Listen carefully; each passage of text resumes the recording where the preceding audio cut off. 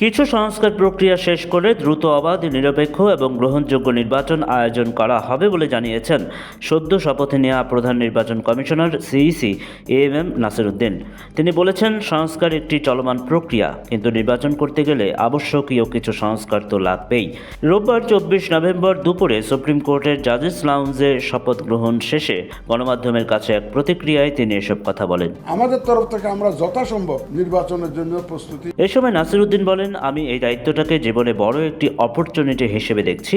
দেশের মানুষ ভোটাধিকার থেকে বঞ্চিত। তারা ফ্রি ফেয়ার একটি নির্বাচনের জন্য অনেক সংগ্রাম করেছে, অনেক আন্দোলন করেছে বিগত বছরগুলোতে এবং অনেকে রক্ত দিয়েছে।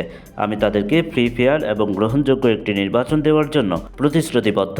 এর জন্য আমি আমার সর্বোচ্চটুকু দিয়ে চেষ্টা করব।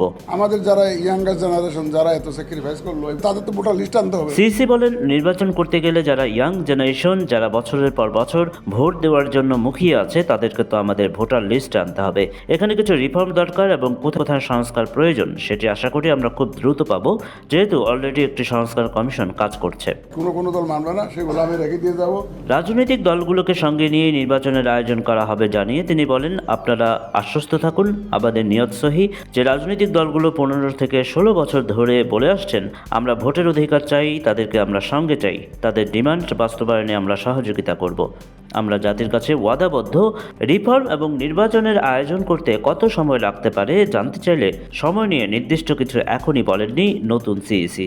Reforms is a continuous process, এটা তো চলতেই থাকবে।